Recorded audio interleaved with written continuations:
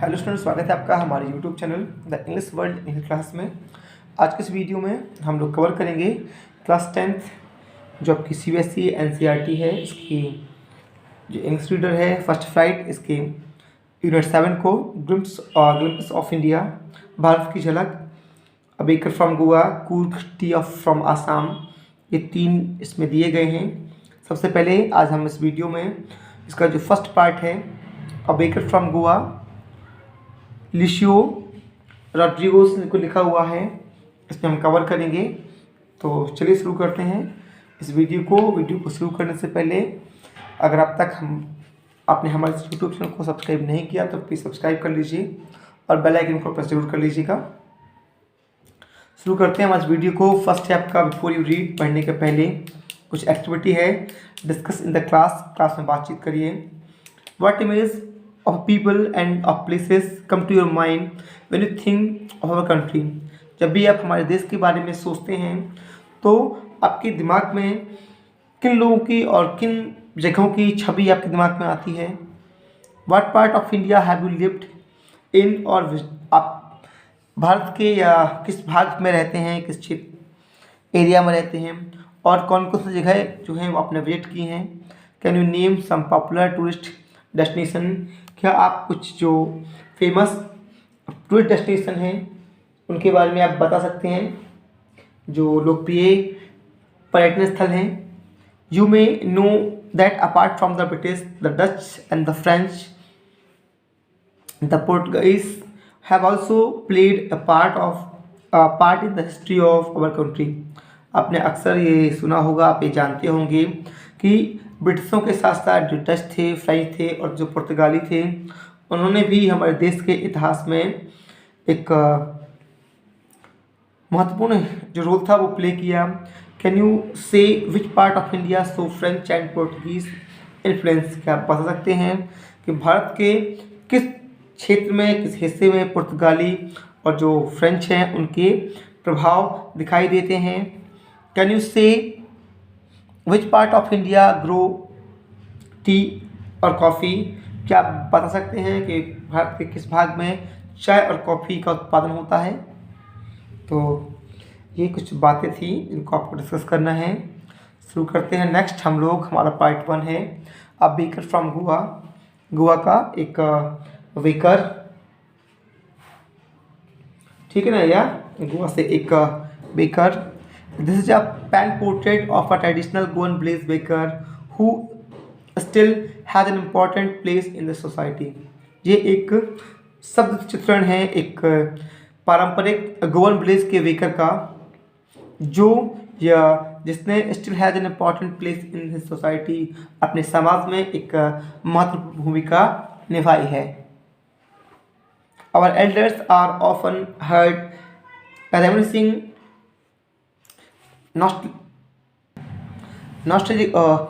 nostalgically about those good old Portuguese days।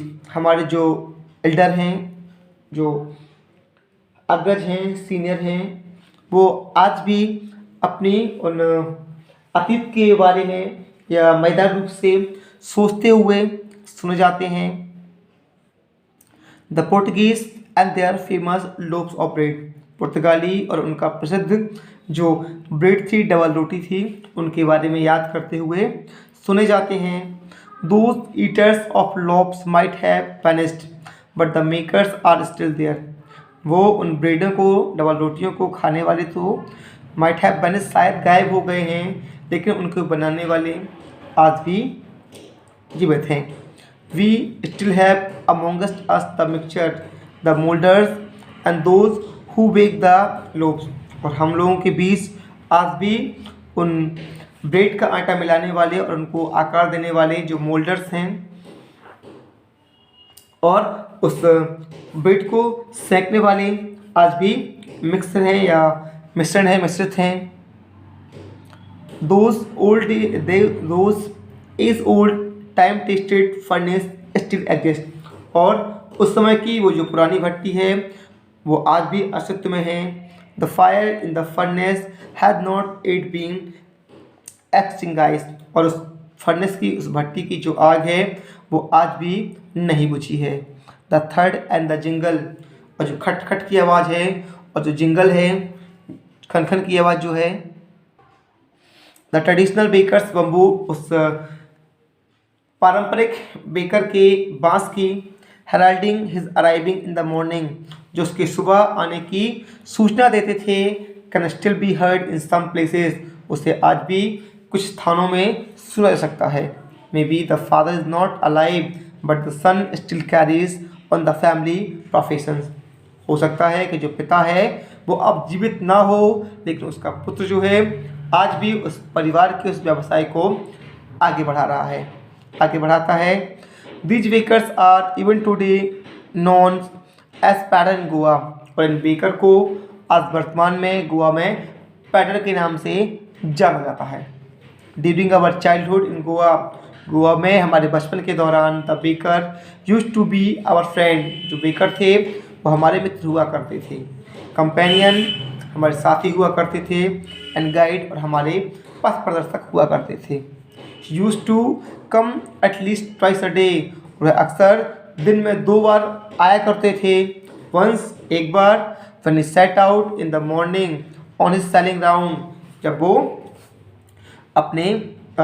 वो सुबह सुबह बेचने के लिए बेचने का चक्कर लगाने के लिए यात्रा शुरू करते थे। एंड देन अगेन, और दोबारा फिर से, when he retired after emptying his used basket, और दूसरी बार अपनी बड़ी सी टोकरी को ख़त्म करने के बाद वापस लौटते वक्त। इस प्रकार वो 2 बार आया करते थे।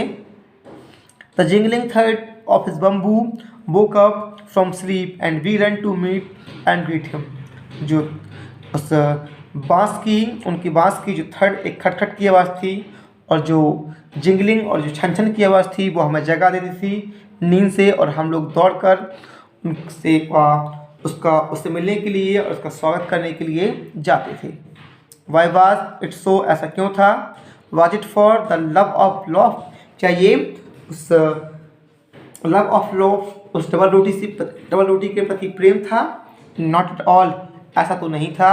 The loaves were brought by some पास्किन और बास्टिन the maid servant of the house, क्योंकि जो ब्रेड थी वो तो हमारे घरों की जो नौकरानियाँ थी पास्किन और बास्टिन, उनके द्वारा खरीदा जाता था। तो फिर what we long for were those bread bangles, हम लोग जो चाहते थे वो ये थे चूड़ेदार बैंगल्स या चूड़ेदार bread, which we choose carefully, जिसको हम बड़े ध्यान से चुनते थे। Sometime it was sweet bread of special make, कभी कभी एक बहुत ही मीठी ब्रेड होती थी जिसे बड़े ही स्पेशल तरीके से बनाया जाता था। The baker made his musical entry on the scene with झांग झांग sound of his specially made bamboo stuff. उनका जो बांस का जो स्टफ एक डंडा था, उससे एक विशेष प्रकार की झांग झांग की ध्वनि के द्वारा वो लोग एक म्यूजिकल एंट्री के द्वारा प्रवेश करते थे। One hand supported the basket on his head and the other banged the bamboo on the ground. एक हाथ से वो अपने सिर पर टोकरियों को सपोर्टेड सहारा देते थे, और दूसरे हाथ से वो अपने इस बम्बू को जमीन पे बैंग ठोकर मार मार के आवाज़ करते थे। He would greet the lady of the house with good morning, और वह घरों की मालकिन को गुड मॉर्निंग के साथ अभिवादन करते थे। And then place his basket on the vertical bamboo, और उसके बाद वो सीधे बांस के ऊपर अपनी टोकरी को रख देते थे। The kid would be pushed aside with a mild rebuke, हम बच्चों को थोड़ी सी माइल्ड रिबुक, हल्की फटकार के साथ पुस्ट असाइड, थोड़ा दूर कर दिया जाता था। And the loaves would be delivered to the servant, जो ब्रेड थी वो नौकरों को डिलीवर कर दी जाती थी।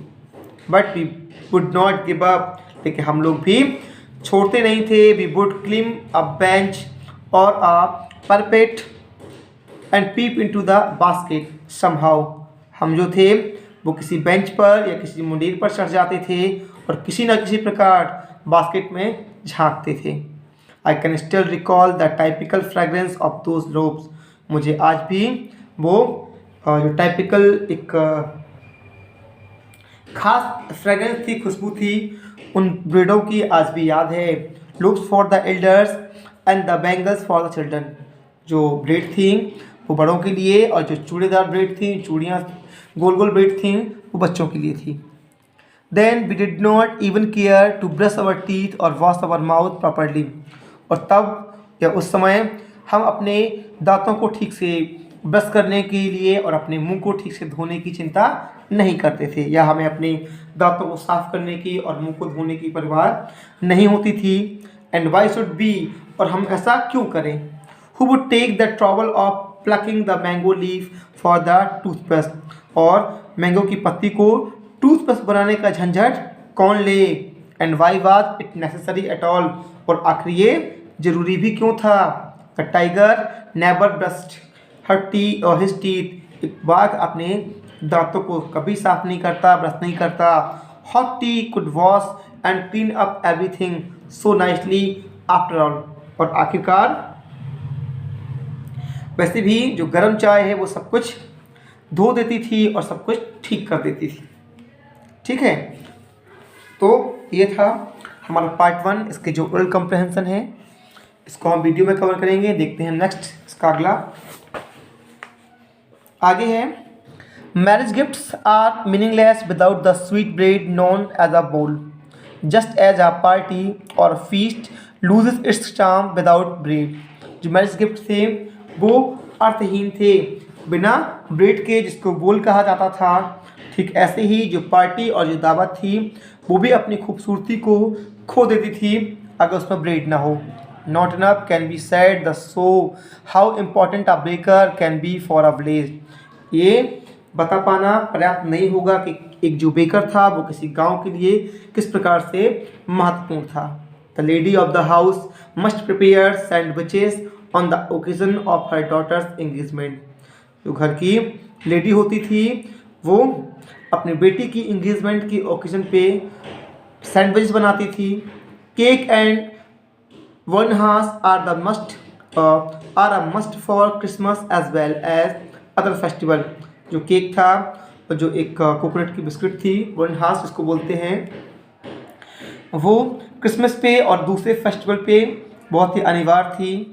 दस the presence of the baker furnace in the village is absolutely essential.